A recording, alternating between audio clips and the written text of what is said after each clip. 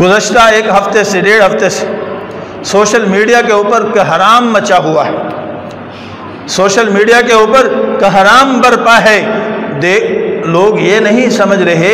کہ جو فعل کرنا گناہ ہے وہ دیکھنا بھی گناہ ہے، جو فعل کرنا گناہ ہے وہ دیکھنا بھی گناہ ہے، جو کام شریعت کے اندر گناہ ہے کرنا، اس کام کا دیکھنا بھی گناہ ہے۔ میوزک بجانا گناہ ہے، سننا بھی گناہ ہے، ڈانس کرنا گناہ ہے، دیکھنا بھی گناہ ہے، بدفعلی کرنا گناہ ہے، دیکھنا بھی گناہ ہے، اور ویڈیو کو مزے لے لے کر کے دیکھنا، کوئی سوشل میڈیا پر اپلوڈ کر دیتا ہے اور دوسرے سارے مجھے بھی واٹس ایپ کر دو، مجھے بھی واٹس ایپ کر دو، مجھے بھی واٹس ایپ کر دو۔ بھئی جتنی مرتبہ تو دیکھتا چلا جا رہا ہے تو نیکیاں کما رہا ہے۔ اسلام کی اجازت تو یہ ہے، تیرے پاس ثبوت ہے، عدالت میں جا، قاضی کے علاوہ کسی کو وہ ثبوت دکھایا نہیں جا سکتا، کسی کو وہ ثبوت دکھانے کی اجازت اسلام نہیں دیتا ہے۔ کبھی سوچنا تو چاہیے کہ ہم کدھر جا رہے ہیں، کیا کر رہے ہیں، اور پھر اوپر سوشل میڈیا کے اوپر ہمارے لبرل قسم کے لوگ ایسے بیٹھے ہیں اور جن کی ڈیوٹی ہی یہی ہے، جن کو ایک کمرے کے اندر ایک بہترین سیٹ اپ لگا کر کے دے دیا جاتا ہے، پیچھے سے جو ہے پھر فنڈنگ ہوتی ہے، پھر اس فنڈنگ کے ذریعے سے وہ اپنی ڈیوٹی نبھا رہے ہوتے ہیں۔ وہ ایسے کسی بھی معاملے کی ٹو کے اندر ہوتے ہیں، کہیں سے کوئی تھوڑا سا ملے صحیح، اگر ایسی کوئی حقیقی بات نہ بھی ملے تو پھر انہوں نے کیا کرنا ہوتا ہے، جسم ادھر سے اٹھاتے ہیں، سر ادھر سے اٹھاتے ہیں، ان دونوں کو جوڑ دیتے ہیں، ادھر سے کوئی لڑکی اٹھائی اس کو اس کے ساتھ جوڑ کے تصویر بنا کے سوشل میڈیا کے اوپر ڈال دی، پر وہ ایسی چیزیں سیکنڈوں کے اندر جو ہے وہ وائرل ہو جاتی ہیں۔ پھر آگے معاملہ چلتا ہے، پھر آگے ہمارے وہ مسلمان، وہ سادہ لوگ مسلمان وہ جو اس کو دیکھتے ہیں وہ ان لبروٹوں سے زیادہ جو ہے وہ اس کو شیئر کر رہے ہوتے ہیں، اس کو آگے پھیلا رہے ہوتے ہیں، اس پھیلانے کے اس گناہ کے اندر یہ بھی جو ہے وہ ویسے ہی ملوث ہو رہے ہوتے ہیں جیسے جو ہے وہ کرنے والے ہوتے ہیں۔ تو اس لیے اس کا پھیلانا بھی جو ہے وہ گناہ، اس کا دیکھنا بھی گناہ، اس لیے اس سے بچنا چاہیے۔ پھر آگے مسئلہ کیا ہوتا ہے، اگر کوئی اسکول کالج سے تعلق رکھنے والا پرنسپل یا پروفیسر اس قسم کے گناہ کے اندر ملوث پایا جائے تو اس کے فرد واحد کا نام آتا ہے، اگر کوئی وکیل ہے تو فرد واحد کا نام آتا ہے، کوئی ڈاکٹر ہے تو فرد واحد کا نام آتا ہے، کوئی انجینئر ہے تو فرد واحد کا نام آتا ہے، اور ہر ایک یہی کہتا ہے نہیں نہیں وہ فلاں ہے، وہ فلاں ہے، وہ فلاں ہے، اس سے یہ غلطی سرزد ہوئی ہے۔ اور اللہ نہ کرے کسی وقت جو ہے، کیونکہ مولوی بھی انسان ہے، عالم بھی انسان ہے، مفتی بھی انسان ہے، داڑھی پگڑی والا بھی انسان ہے، یہ بھی بشر ہے، یہ بھی گندم کھاتا ہے، اس کی ضروریات بھی تمہاری جیسی ہیں، اس کی خواہشات بھی تمہاری جیسی ہیں۔ ہاں یہ ہے کہ علم کی بدولت اللہ کی خاص رحمت سے اس نے ان کو دبا کے رکھا ہوا ہے، کسی وقت جو ہے اگر شیطان کا غلبہ ہو جائے، اس سے کوئی گناہ سرزد ہو جائے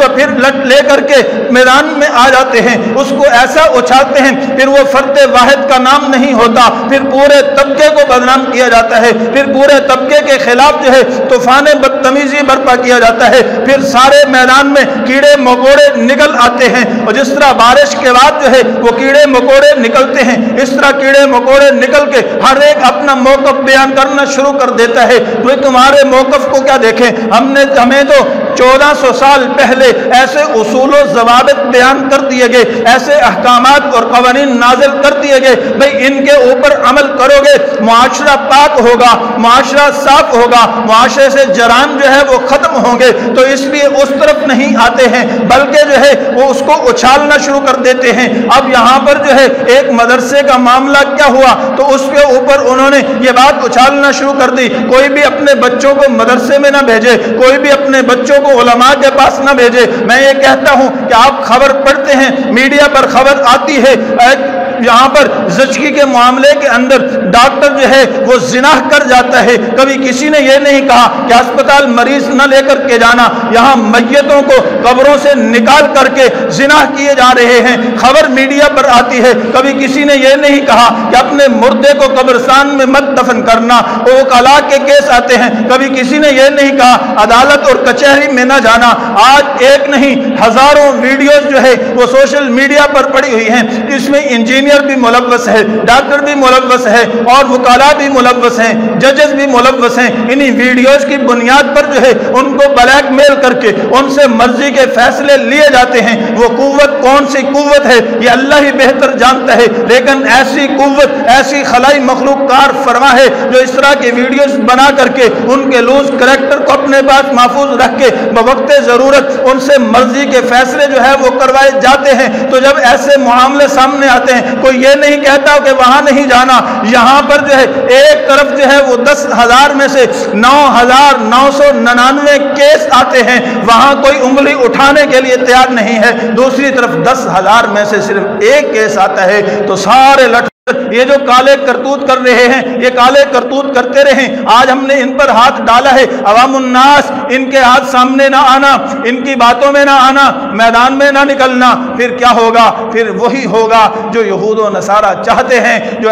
FATF کے ذریعے سے جو بل پاس کیا گیا ہے، پھر وہی ہوگا کہ لکھا لکھایا خطبہ آئے گا اور وہ پڑھا جائے گا، اس میں وقت کے وزیر اعظم کو امیر المومنین کہا جائے گا، چاہے اس کا کردار کیسا ہی کیوں نہ ہو، پھر وہ پڑھ کر کے جو ہے وہ نہ عوام کا علماء سے تعلق، نہ علماء کا عوام سے تعلق، نہ حقیقت میں صحیح دین کی سمجھ، نہ صحیح دین پہنچے گا۔ جو حکومت چاہے گی وہ پہنچایا جائے گا۔ بڑی تیزی کے ساتھ حالات اس طرف لے کے جا رہے ہیں، تو اس لیے میرے دوستو میں سب سے پہلے یہی کہا کرتا ہوں کہ خدا را جس کے ساتھ تعلق قائم کرو، خصوصاً دینی طبقے میں سے، وہ استاد کے درجے میں ہو، وہ امام کے درجے میں ہو، وہ خطیب کے درجے میں ہو، وہ پیر و مرشد کے درجے میں ہو، سب سے پہلے یہ ذہن بنا لینا، یہ نظریہ بنا لینا کہ یہ بھی ہماری طرح انسان ہے۔